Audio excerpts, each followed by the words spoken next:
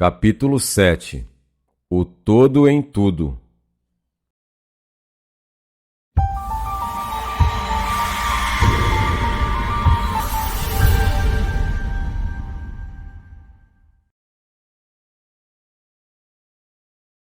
Enquanto tudo está no todo, é também verdade que o todo está em tudo. Aquele que compreende realmente esta verdade alcançou o grande conhecimento. Quantas vezes a maioria das pessoas ouviram repetir a declaração que a sua divindade, chamada por muitos nomes, era todo em tudo, e quão pouco suspeitaram elas da verdade oculta encoberta por estas palavras tão descuidadamente pronunciadas? A expressão comumente usada é uma sobrevivência da antiga máxima hermética acima citada. Como diz o Kybalion, aquele que compreende realmente esta verdade alcançou o grande conhecimento. E assim sendo, permita-nos examinar esta verdade, cujo conhecimento tanto significa, nesta exposição da verdade. Esta máxima hermética está encoberta uma das maiores verdades filosóficas, científicas e religiosas. Nós explicamos o preceito hermético a respeito da natureza mental do universo. A verdade é que o universo é mental, ele está dentro da mente do todo. Tudo está no todo, mas note-se também a declaração correlativa que é também verdade que o todo está em tudo. Esta declaração aparentemente contraditória é reconciliável pela lei do paradoxo. É, aliás, uma exata declaração hermética das relações que existem entre o todo e o seu universo mental. Vimos que tudo está no todo. Vejamos agora o outro aspecto do assunto. Os ensinos herméticos são, com efeito, que o todo está iminente no seu universo e em cada partícula, unidade ou combinação dentro do universo. Esta expressão é geralmente ilustrada pelos instrutores como uma referência ao princípio de correspondência. O instrutor ensina o discípulo a formar uma imagem mental de uma coisa, uma pessoa ou uma ideia, porque todas as coisas têm uma forma mental. Dando como exemplo o ator dramático que forma uma ideia dos seus caracteres, ou um pintor ou escultor que forma uma imagem de um ideal que ele procura exprimir pela sua arte. Neste caso, o estudo deve compreender que, enquanto a imagem tem sua existência e ser somente em sua própria mente, ao mesmo tempo, ele, o estudante, autor, dramaturgo, pintor ou escultor, está em certo sentido imanente e permanece, habita na imagem mental. Em outras palavras, toda a virtude, vida, espírito e realidade da imagem mental é derivada da mente imanente do pensador. Considere isto por um momento e logo você compreenderá a ideia. Para tomarmos um exemplo moderno, diremos que Otelo, Lago, Hamlet, Lear e Ricardo III existiram somente na mente de Shakespeare, no tempo da sua concepção ou criação. E ainda, Shakespeare também existiu em cada um desses caracteres, dando-lhe sua vitalidade, espírito e ação. Qual o espírito dos caracteres que conhecemos como Micawber, Oliver Twist, Uriah Heep? Será Dickens, ou cada um destes caracteres, um espírito pessoal, independente do seu criador? Terá a Vênus de Médici, a Madonna Sistina, o Apolo de Belvedere, espírito e realidade de si próprios, ou representam eles o poder espiritual e mental de seus criadores? A lei de paradoxo demonstra que as duas proposições são verdadeiras, consideradas no seu próprio ponto de vista. Micawber é Micawber e também Dickens. É demais enquanto que Micawber pode ser dito Dickens, o mesmo Dickens não é idêntico a Micawber. O homem, como Micawber, pode exclamar: o espírito do meu Criador está inerente em mim, e apesar disso, eu não sou ele. Quão diferente é esta da horrível meia-verdade tão estrondosamente anunciada por alguns dos falsos sábios que enchem a atmosfera dos seus gritos: eu sou Deus. Imagine o pobre diabo de Micawber ou de Uriah Heep gritando: eu sou Dickens, ou algum dos humildes bobos das peças de Shakespeare anunciando com grande eloquência: eu sou Shakespeare. O todo está até na minhoca, contudo a minhoca está longe de ser o todo, e até de admirar que, conquanto a minhoca só exista como uma coisa humilde, criada e tendo sua existência na mente do todo, ele, o todo, esteja imanentemente na minhoca e nas partículas que a formam. Haverá talvez um mistério maior do que o tudo no todo e o todo em tudo? O estudante perceberá no decorrer da obra que os exemplos dados acima são necessariamente imperfeitos e inadequados, porque representam a criação de imagens mentais na mente finita, ao passo que o universo é a criação da mente infinita, e a diferença entre os dois polos a separa. E assim é simplesmente uma questão de grau, porque em ambas o mesmo princípio está em operação. O princípio de correspondência manifesta-se nelas. O que está em cima é como o que está embaixo, e o que está embaixo é como o que está em cima. E no grau em que o homem realiza a existência do espírito, que está imanente no seu ser, ele subirá na escada espiritual da vida. Eis o que significa desenvolvimento espiritual: o reconhecimento, a realização e a manifestação do espírito dentro de nós. Procure não esquecer desta última definição, a do desenvolvimento. Ela contém a verdade da verdadeira religião. Existem muitos planos de existência, muitos subplanos de vida, muitos graus de existência no universo, e tudo depende do avanço dos entes na escada. Nesta escada da vida, tudo se move em cima e embaixo.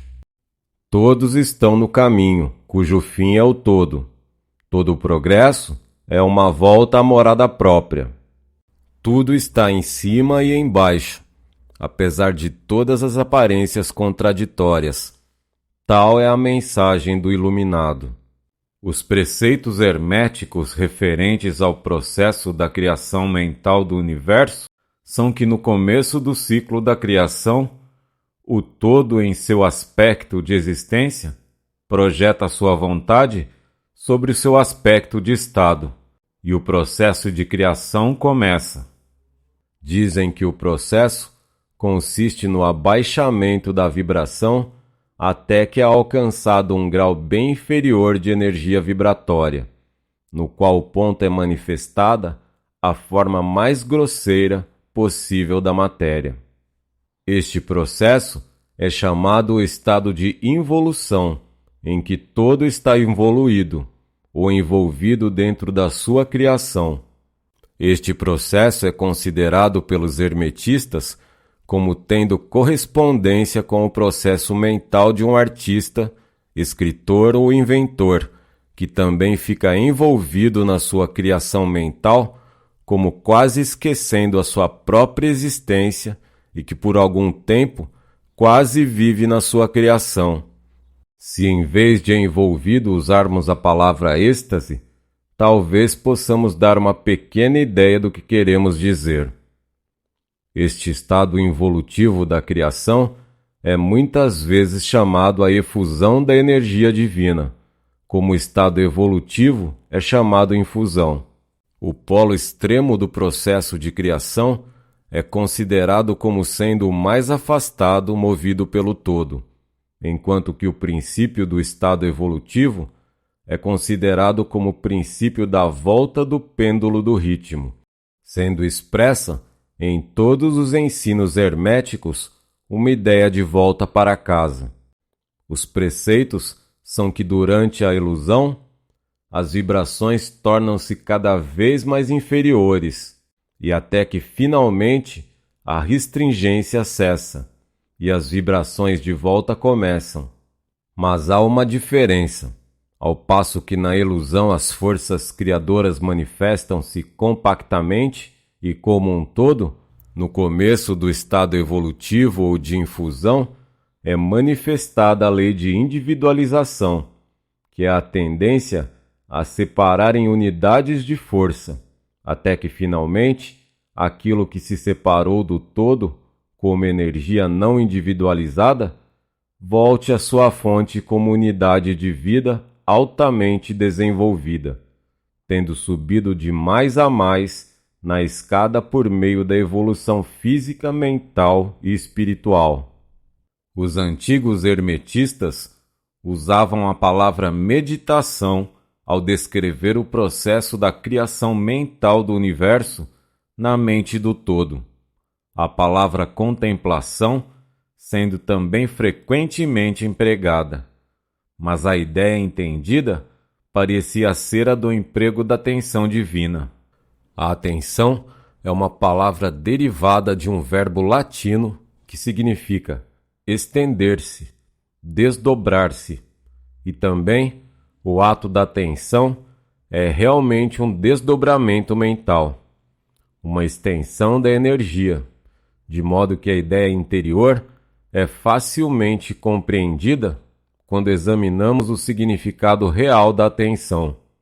Os ensinos herméticos a respeito do processo da evolução são os que o todo, tendo meditado no princípio da criação, tendo estabelecido então os fundamentos materiais do universo, tendo pensado na sua existência, gradualmente desperta da sua meditação e assim começa a manifestar o processo da evolução nos planos material, mental e espiritual, sucessivamente em ordem.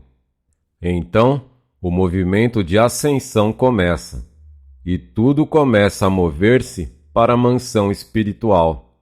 A matéria torna-se menos grosseira, as unidades nascem à existência, as combinações começam a formar-se. A vida aparece e manifesta-se em formas cada vez mais elevadas, e a mente torna-se cada vez mais evidente, as vibrações sendo constantemente mais elevadas.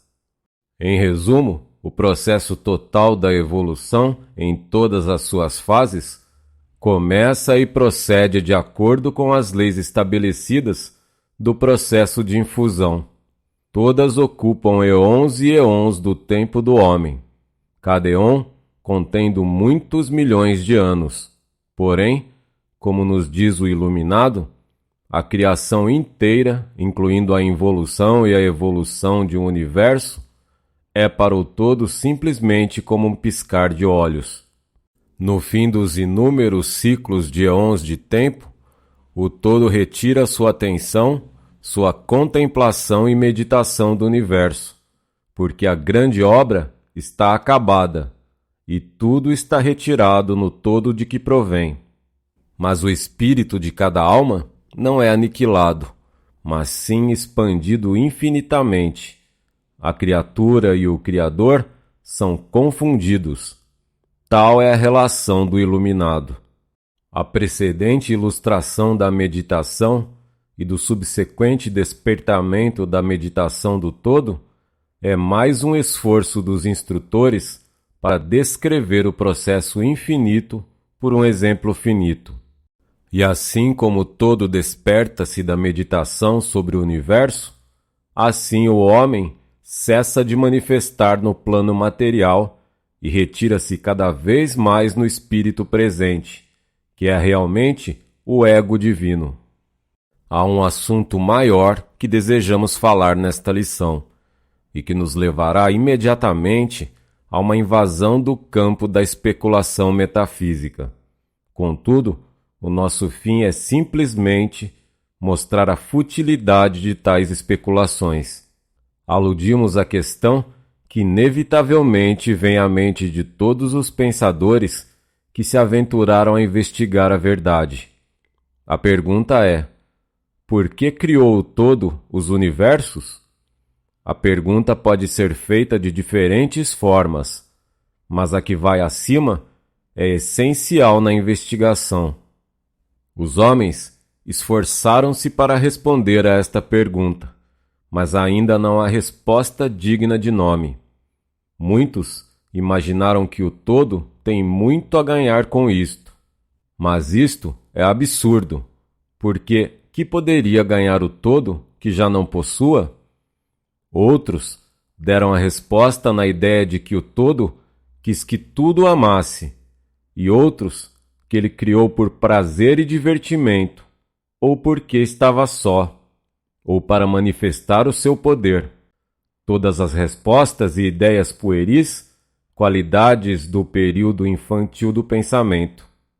Outros acreditaram descobrir o mistério, afirmando que o todo achou-se impelido a criar, pela razão de sua própria natureza interna, o seu instinto criador.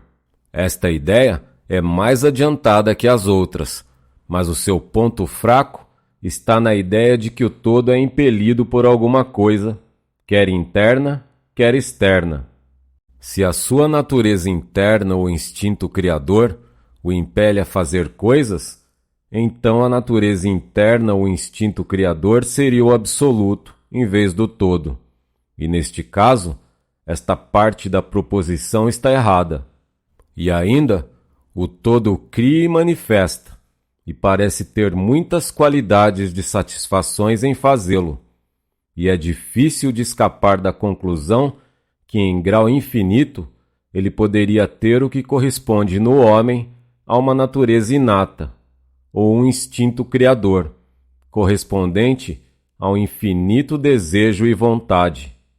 Não poderia agir sem querer, e não poderia querer agir sem desejar, e não desejaria agir sem satisfação nisso.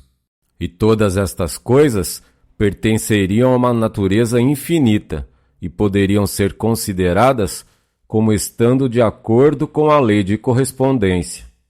Mas ainda preferimos considerar o todo como agindo inteiramente livre de toda influência, tanto interna como externa. Isto é problema que se apoia na raiz da dificuldade, e a dificuldade que se apoia na raiz do problema. Falando estritamente, não se poderá dizer que haja uma razão para o todo agir, porque uma razão implica uma causa, e o todo está acima da causa e do efeito, exceto quando ele quer tornar-se causa, tempo em que o princípio é posto em movimento. Sendo assim, o assunto é incompreensível, justamente como o todo é incognoscível. Justamente como dizemos simplesmente que o todo é, assim também somos obrigados a dizer que o todo age porque age. Enfim, o todo é toda razão em si mesma, toda lei em si mesma, toda ação em si mesma, e pode-se dizer que, em verdade, o todo é sua própria razão, a sua própria lei, a sua própria ação, ou que o todo, a sua razão, a sua ação, a sua lei, são um, com todos estes nomes sendo de uma coisa só. Na nossa opinião, a resposta se encerra no próprio íntimo do todo, junto com o seu segredo de existência. A lei da correspondência, na nossa opinião, compreende somente este aspecto do todo, que pode ser chamado o aspecto de estado. O lado oposto deste aspecto é o aspecto da existência, no qual todas as leis perdem-se na lei, todos os princípios emergem no princípio, e o todo, o princípio, a existência, são idênticos entre si. Por isso, as especulações metafísicas sobre este ponto são fúteis. Entramos aqui no assunto simplesmente para mostrar que conhecemos a pergunta e também o absurdo das respostas ordinárias das metafísicas e teologias. Em conclusão, poderá ser do interesse aos estudantes dizer-lhes que, apesar de muitos dos antigos e modernos preceitos herméticos tenderem a aplicar o princípio da correspondência à questão, com o que resulta a conclusão da natureza íntima, mesmo assim, as lendas contam que Hermes o Grande, sendo interrogado sobre esta questão pelos seus adiantados discípulos, respondeu-lhes, fechando os seus lábios com firmeza e não dizendo uma palavra, indicando que não havia resposta. Mas então ele podia ter entendido de aplicar o axioma de sua filosofia que diz: os lábios da sabedoria estão fechados, exceto aos ouvidos do entendimento, significando que ainda os seus discípulos adiantados não possuíam o entendimento que os habilitava ao preceito. Seja como for, se Hermes possuía o segredo, ele deixou de o comunicar. E embora o mundo tome muito interesse, os lábios de Hermes estão fechados. E quando o grande Hermes hesitou em falar, qual mortal poderá atrever-se a ensinar? Porém, devem se lembrar que, ainda que seja aquela a resposta deste problema, se porventura há uma resposta, permanece a verdade que, enquanto tudo está no todo, é também verdade que o todo está em tudo. O preceito é enfático, e podemos acrescentar-lhe as palavras conclusivas da citação. Aquele que compreende realmente esta verdade alcançou o grande conhecimento.